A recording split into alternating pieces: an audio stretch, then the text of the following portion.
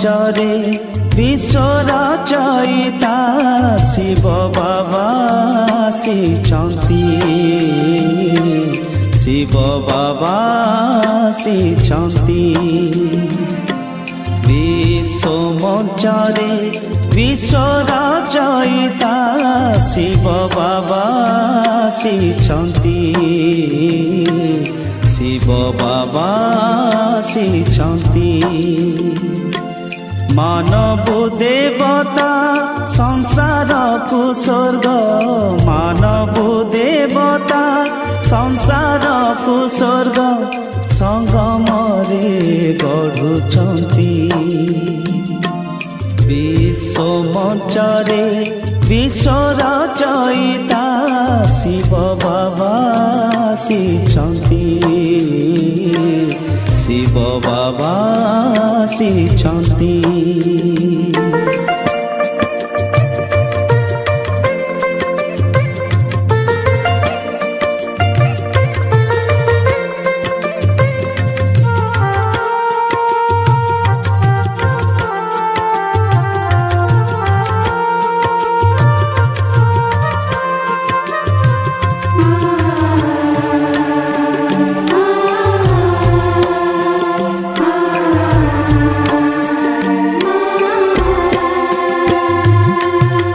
परम पिता परम सद्गुरु से परम शिक्षक,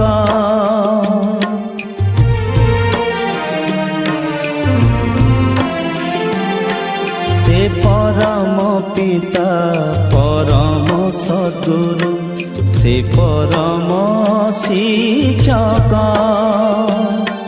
ब्रह्मा विष्णु आउ शंकर माध्यमे कराती तिनि कर्तव्य, स्थापना पालना विनाशर कार्य, स्थापना पालना विनाशर कार्य निराकार जे कराती।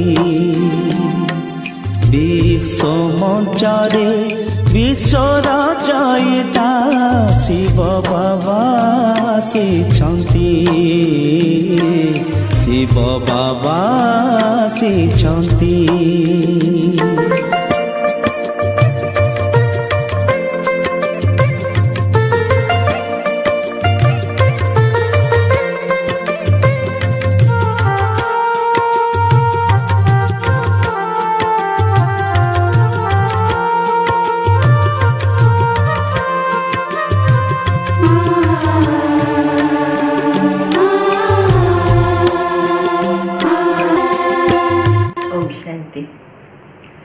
राजयोग आत्मा और परमात्मा का मिलन। गतकाली आमे आत्मार परिचय शुणिले मु किए आ मु ही आत्मा। आज आमे परमात्मा को परिचय शुणा। आम जीवनर प्रथम प्रश्न आमे शुणुले मु किए। आजिर समाज रे जिते भी समस्या होची कहा जाए सबू समस्यार कारण ए दुईटी शब्द कौन मु आ मोर। तेणु आज ए प्रश्न आमे आरंभ करिबा कि मोर किए किए से मोर।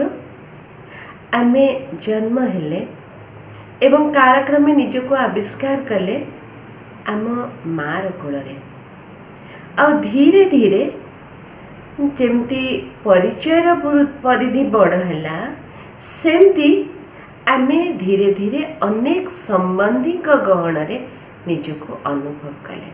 मो माँ मो बापा भाई भौणी मो स्कूल मो टीचर मो सांग मो सहपाठी धीरे धीरे आज आम घरे जदि कौनसी कार्यक्रम करने को पड़े कौनसी बाहाघर व्रतघर जन्मदिन उत्सव आमको समस्त को निमंत्रण करने को हुए से आम कौन करती आमको लिस्ट करने को पड़े कारण आमर एते संबंधी एते रिलेशंस काले क्या भूली हो आमे लिस्ट करती।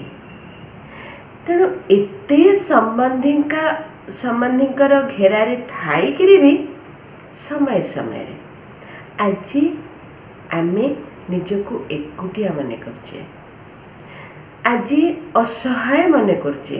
और सेते बेले किए मन पड़ती एते जो संबंधी अछंती एमानक भितरु किए मोर सबुठु आत्मीय, किए मोर सबुठु अंतरंग, काहाकू मु मो जीवनर दुखर सुखरे मन पकाए। स्वाभाविक आम अनुभव कहे, आम अंतरु ए स्वरटी स्फुरित हुए, हे भगवान, हे प्रभु, ओ गॉड। तेणु आमे निहाती एक कथा स्वीकार करिबा कि एते संबंधी को छड़ा आउ जने संबंधी अच्छी, से किए भगवान परमात्मा, जहाँ को आमे जेते बेले निजको असहाय मने करंती, बेसहारा मने करंती, एकुटिया मने करंती, हृदय कंदररू तांकरी पाई ही आम स्वर उत्तोलित हुए। एबे प्रश्न उठे कि भगवान किए से भगवान? आउ समस्ते तो कहती ना कि भगवान एक भगवान, किंतु तांक पाई मत अनेक। किए कहे आत्मा सो परमात्मा, मु किए मु आत्मा, मु परमात्मा किए। किंतु आमे ए प्रकारर मत भी शुणीचे। तेणु कहा जाए जतो मुनि ततो मत। किए पुणी कहे श्री राम भगवान, श्री कृष्ण भगवान, हाँ अनेक जोनि रे भगवान। किए पुणी कहे भगवान नाम रूपरु नियारा। किए पुणी कहे भगवान सर्वनाम सर्वरूपरे विद्यमान। किए पुणी कहे ए संसारर सबुठारे भगवान अछंती। काहाठू एमिति भी सुना जाए ओ 7 आसमान से पार रहने वाला, ये 7 आकाश रु पारी से उच्चा धाम रे रहिला वाला। किए पुणी कहे कर्म ही भगवान। किए पुणी कहे प्रकृति भगवान, सूर्य भगवान, अग्नि भगवान, जल भगवान। किए पुणी कहे भगवान के नहांती। एणे समस्ते मानती कि भगवान एक, किंतु तांको पाई एते प्रकारिया मान्यता। आउ आमे जो मान्यता सब शुणिले कम से कम कि तो एका भलिया भी नहंती।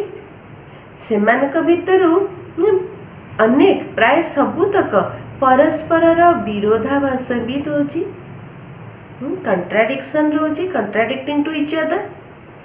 तेणु एबे प्रश्न उठे एते मत तो से किए? भगवान तांकरी मत। भगवान से निजे तांक परिचय दियंती, कहती कि मु भी गोटे आत्मा। जेमिति तुमे समस्ते आत्मा ही, आ तमर रूप सूक्ष्माति सूक्ष्म ज्योति बिंदु, आ मु भी सूक्ष्माति सूक्ष्म ज्योति बिंदु आत्मा, किंतु मु परमात्मा।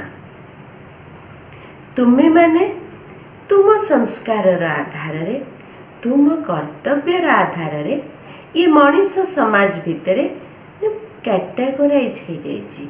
आम समस्तंकर अंतर जानी पारुछे, किए महात्मा, किए देवात्मा, किए धर्मात्मा, तो किए पुण्यात्मा, किए पापात्मा, तो किए दुष्टात्मा। किंतु समस्ते आत्मा। आउ देहर आधार रे जो कर्तव्य करुचंती तारी आधार रे ये अंतर व्यक्त करा जाई पारुछे। किंतु भगवान कहती मु किंतु परमात्मा, परम अर्थात सर्वश्रेष्ठ। जेहेतु मु तुम मानक भलिया देह धारण करिनी, जन्म मृत्यु चक्र रे आसीनी, तेणु मु परम आत्मा, सर्वश्रेष्ठ आत्मा, सर्वोच्च आत्मा। तेबे एबे से भगवान को आमे चिन्हिबा केमिति? कारण आज आमे शुणुचे ना, जदिओ आमे भगवान एक कहूचे किंतु अनेकों को भगवान बोली मान्यता भी दे दूचे। तेणु कई कई पचारती भौणी आपणकर भगवान किए? तेणु वास्तव रे जी आमर भगवान सी समस्तंकर भगवान। आउ से भगवान को आमे चिन्हिबा केमिति? भगवान तो कहीदेले कि सी भी ज्योति बिंदु, किंतु परमात्मा को चिन्हिबार लक्षण आमे आज 5टी लक्षण शुणिबा। कम से कम सेतिकी योग्यता जाहारी पाखरे थिबो से ही भगवान हेतिबे। कौन? प्रथम योग्यता हैला बा परमात्मा को चिन्हिबा पई प्रथम कैरेक्टरिस्टिक्स बा तांको चिन्हिबार लक्षण हैला सीए सर्वमान्य, अर्थात सर्वधर्म मान्य।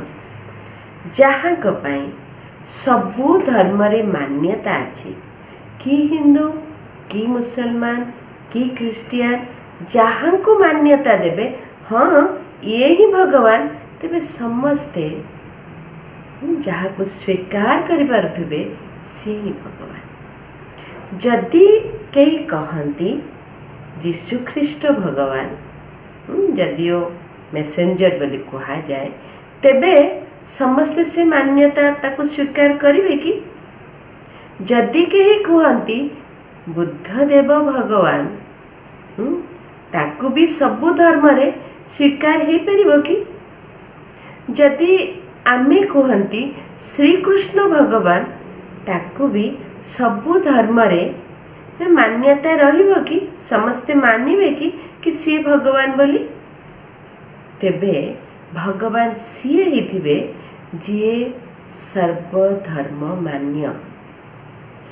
द्वितीय लक्षण हैला सर्वोच्च, जहाँ ठारू बड़ के ना, अर्थात जहाँ को जन्म दबा पाई के माँ नहीं, किंतु सर्व आत्मा को मातृत्वर पालना देला वाला सर्वोच्च माता, जहाँकर कि बापा नाहंती, पिता नाहंती, जन्मदाता के नाहंती, किंतु से सारा सृष्टिर स्रष्टा, पालनकर्ता, परम पिता, जहाँ को पाठ पढ़ेला वाला के शिक्षक नाहंती, किंतु सर्वोच्च शिक्षा देला वाला से सर्वोच्च शिक्षक, जहाँकर गति सद्गतिर आवश्यकता ही नहीं, के गुरु नाहंती, किंतु सारा सृष्टिर सद्गति दाता से ही सतगुरु,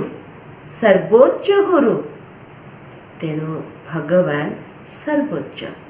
तृतीय लक्षण है सर्वज्ञ, जहाँ को आम प्रत्येकंकर अतीत वर्तमान एवं भविष्यतर ज्ञान रही, जहाँ को पाखरे ए सृष्टिर आदि मध्य एवं अंतर ज्ञान रही। सर्वज्ञान जहाँ को पाखरे समाहित से ही सर्वज्ञ। चतुर्थ लक्षण है से सबुथिरु नियारा, अर्थात जेमिति आमे मनुष्य माने देह धारण करिचे, जन्म मृत्युर चक्र रे आमे सीमित हो जाइए, जन्म भी हवा एवं मरण वरण करिवा। परमात्मा जन्म मृत्युर चक्र रे आसंतिनी, कारण से देह ही धारण करंतिनी। परमात्मा आम मानक भलिया दुख सुख कर्म भोग पाप पुण्य ए सबुर चक्ररु से बाहरिकी थांती, उच्चरे थांती, तेणु कहुए सबुथिरु नियारा। पंचम लक्षण है से सर्वोच्च दाता। आमे जहाँ भी भितर आशा करती, जहाँ भी आम जीवन में अभाव मन करती, आमे काहाकू मागती, जहाँ आमे अनुभव करती ए संसार आउ काहाठू मिलबनी, आम हृदय कंदरु तांकरी पाई स्वर उत्तरित हुए, हे प्रभु शांति दियो, हे भगवान शक्ति दियो,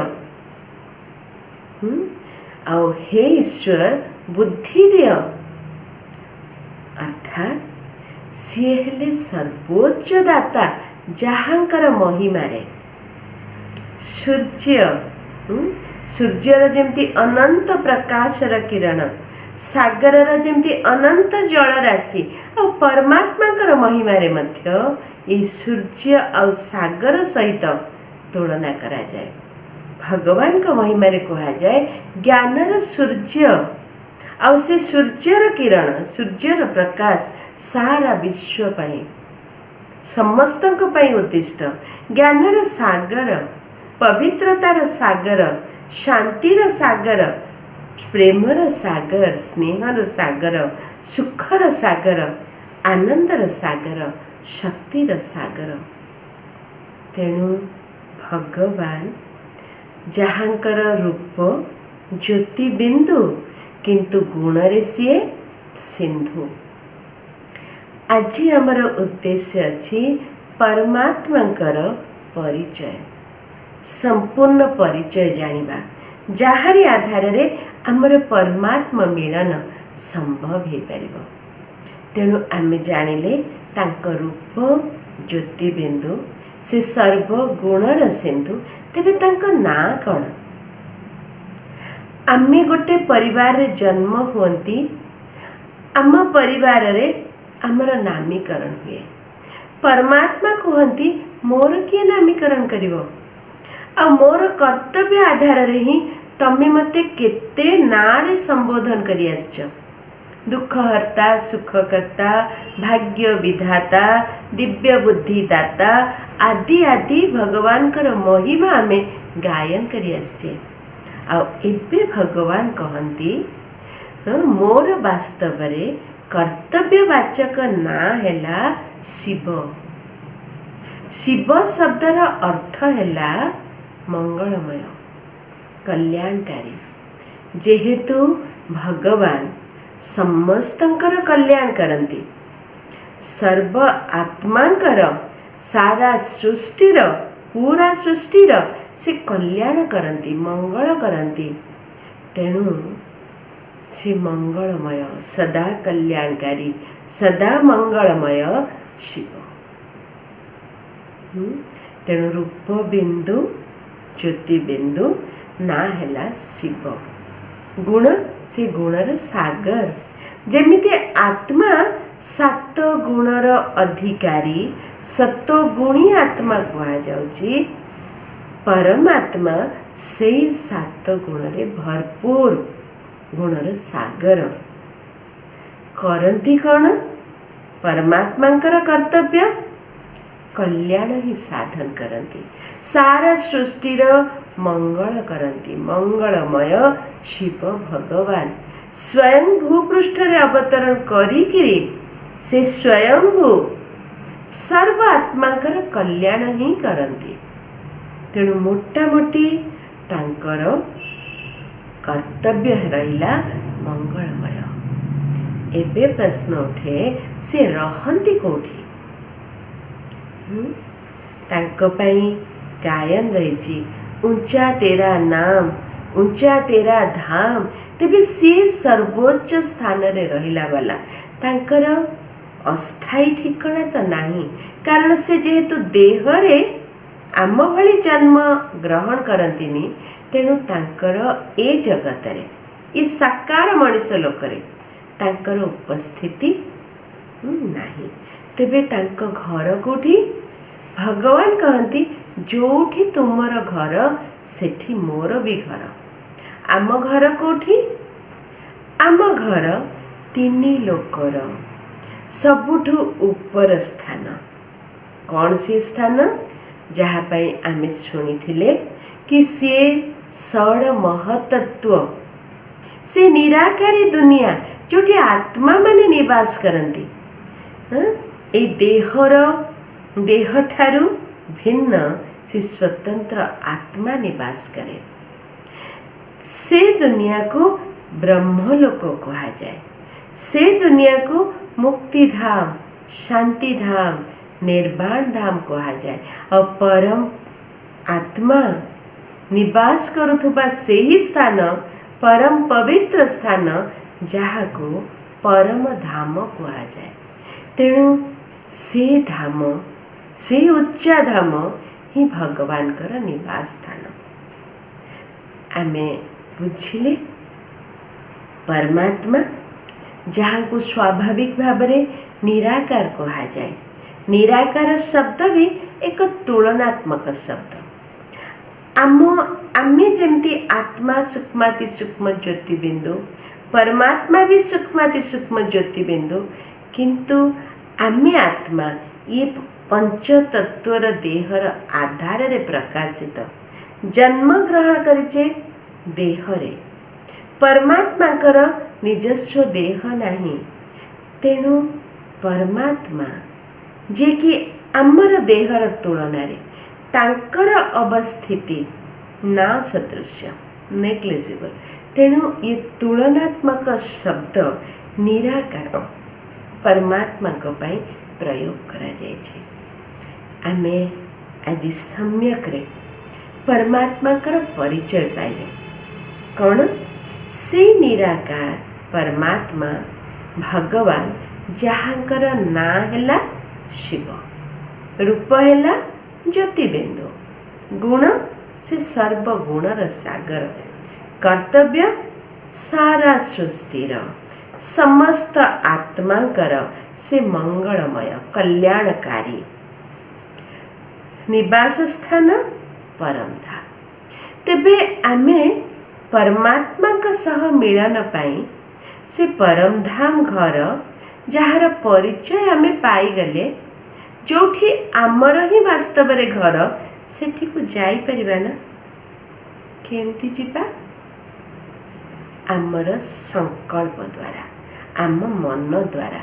ଯୋଉ ମନ ପାଇଁ ଆମେ କହନ୍ତି ଏଇଠି ବସିଛେ, କିନ୍ତୁ ମନ ଆଉ କୋଉଠି ରହିଯାଇଛି, ଆଉ କୁଆଡ଼େ ପଳଉଛି, ସେଇ ଗତିଶୀଳ ମନର ସହଯୋଗରେ ଆମେ ଆମ ଘରକୁ ଯିବା, ଯୋଉ ଘରେ ସର୍ବ ଆତ୍ମାଙ୍କର ପିତା,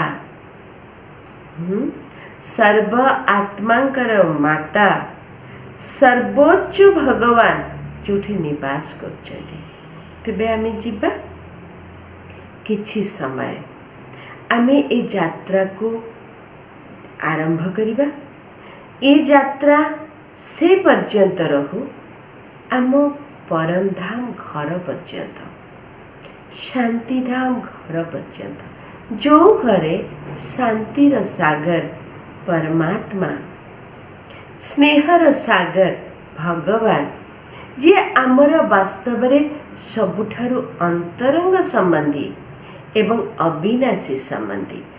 ଆଉ ସବୁ ସମ୍ବନ୍ଧୀ ବିନାଶକୁ ପ୍ରାପ୍ତ କରନ୍ତି, ସେ କିଛି ଦିନର ସାଥୀ, କିନ୍ତୁ ଆମ ଜୀବନର ବାସ୍ତବ ସାଥୀ, ଅବିନାଶୀ ସାଥୀ, ସେ ଭଗବାନଙ୍କ ପାଖକୁ ଆମେ ଆମ ମନ ଦ୍ୱାରା ଯାଇପାରିବା। ଚାଲନ୍ତୁ ସିଧା ହେଇକି ବସିଯିବା। ଏକ ଲମ୍ବା ପ୍ରଶ୍ୱାସରେ ବାତାବରଣରେ ଏ ଚର୍ଚ୍ଚା ସମୟରେ ଯେଉଁ ଶୁଦ୍ଧ ପ୍ରକମ୍ପନ ଅଛି ତାକୁ ଗ୍ରହଣ କରିବା ଏବଂ ନିଶ୍ୱାସରେ ଆମ ଭିତରେ ଯାହା ବି ଅଜ୍ଞାନତା ଅଛି ତାକୁ ବାହାର କରିଦେବା। ବର୍ତ୍ତମାନ ଆମ ମନକୁ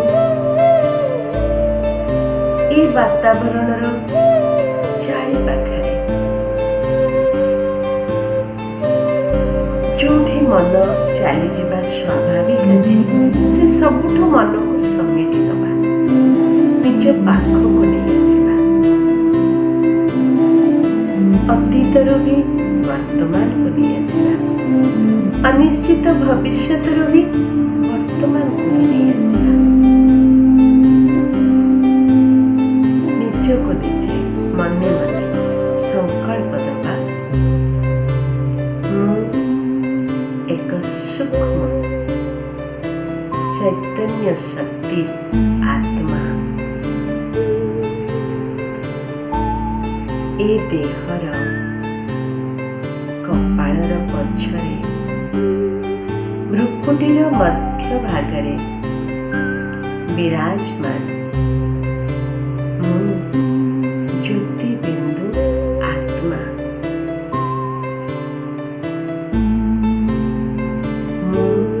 शांत स्वरूप आत्मा वर्तमान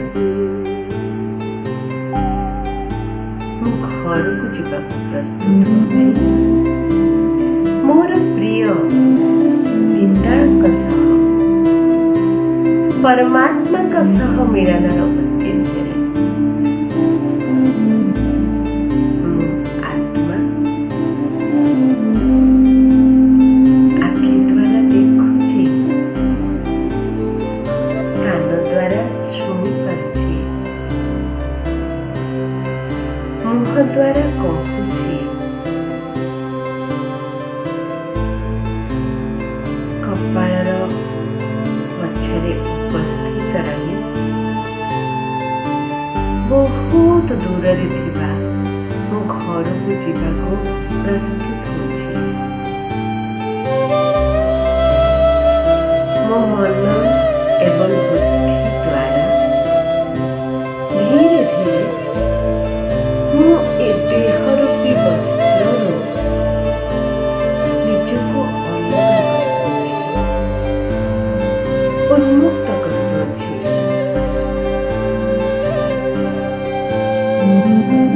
ମୁଁ स्वतंत्र आत्मा सूक्ष्माति सूक्ष्म ज्योति बिंदु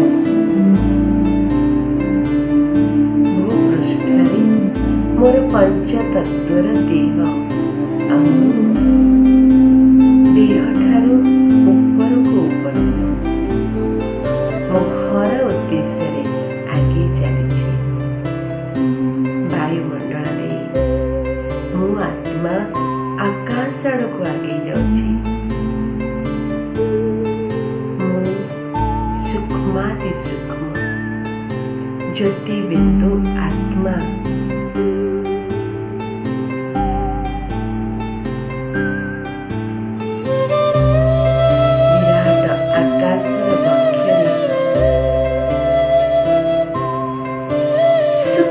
तारा सदृश्य मो आत्मा आहरी ऊपर जाऊँ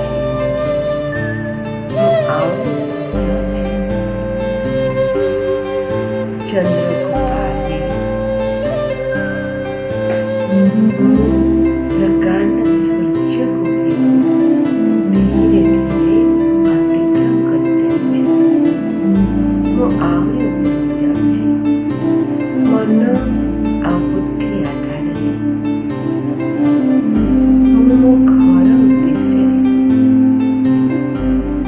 ब्रह्मलोक घर आड़क आगे जाऊँ अनुभव करुछि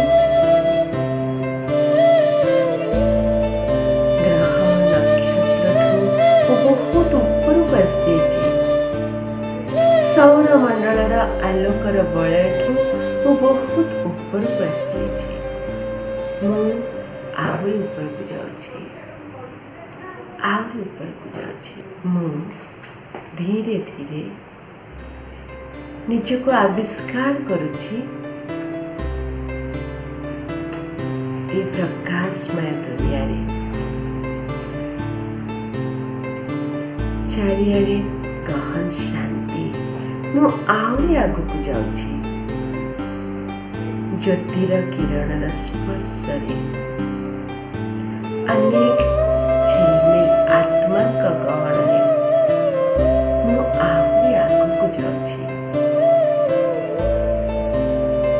एक दीप्तिमंत ज्योतिर्मय बिंदु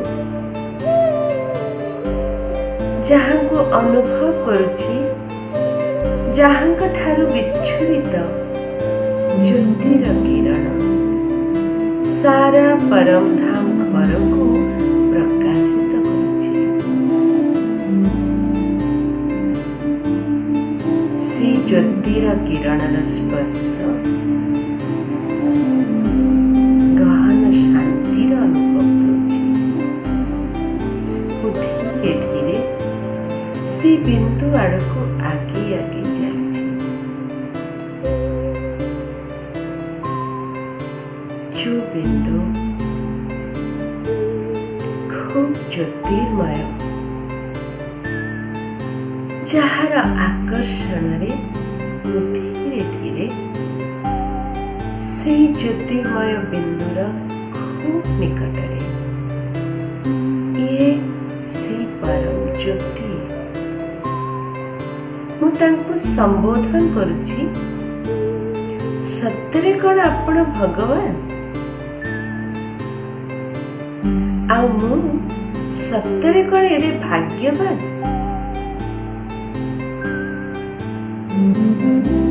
अनायासरे मु आपणक पाखକୁ आसी जाई परिछि। परमात्मा सानिध्यर भाग्य को अनुभव करुछि।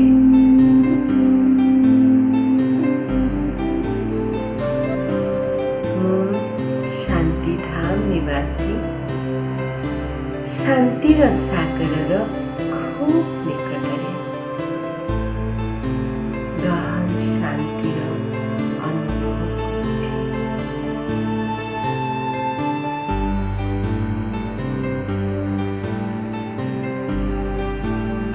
गहन शांतिर अनुभूति को परमात्मा आशीर्वाद रूप में ग्रहण करी भरपूर हो जाउछि।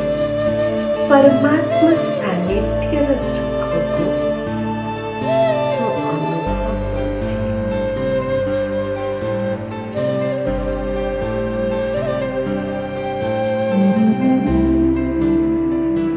शांतिर सागरर खूब निकटतर हवा सह से सागरर लहरीर स्पर्श ज्योतिर किरण रूपरे अनुभव करने सह शांति रे भरपूर हो जाउछि। मु खूब भाग्यवान आत्मा परमात्मा संपत्ति रे भरपूर हो जाउछि।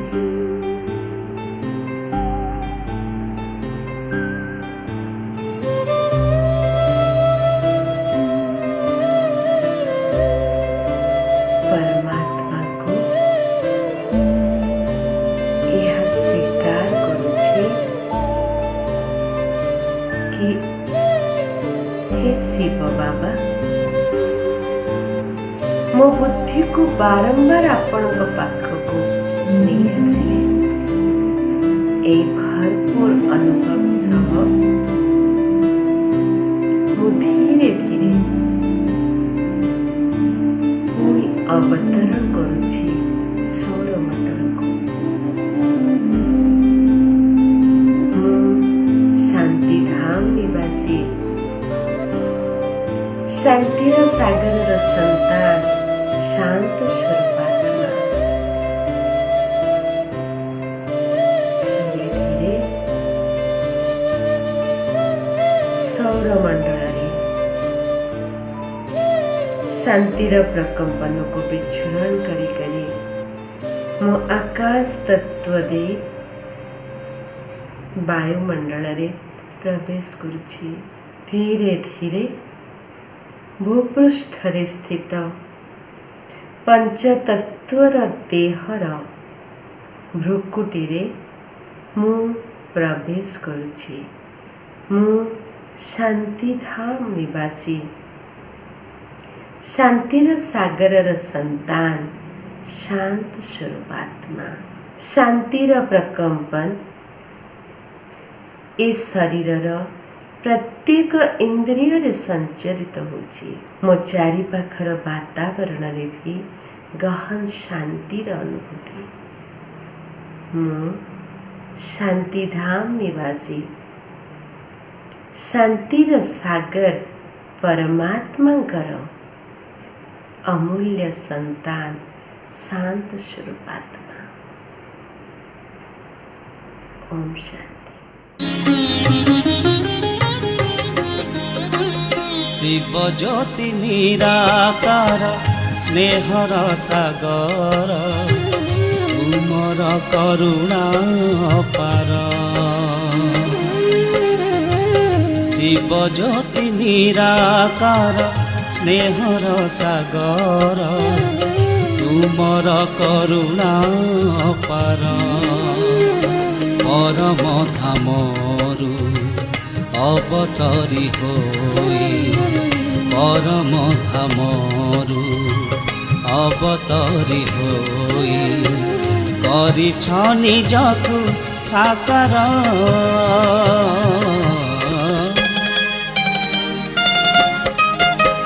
शिव ज्योति निराकार स्नेहर सागर, तुमर करुणा अपार, तुमर करुणा अपार।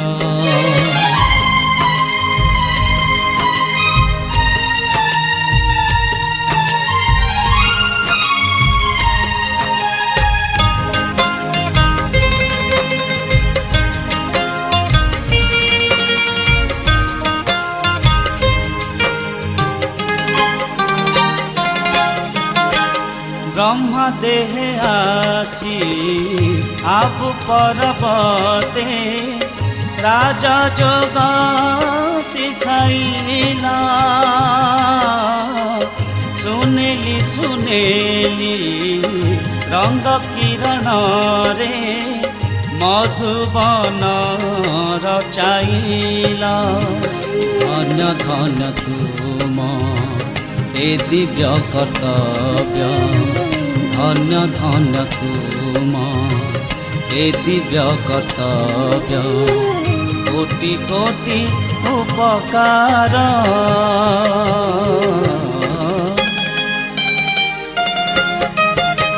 शिव ज्योति निराकार स्नेहर सागर, तुमर करुणा अपार, तुमर करुणा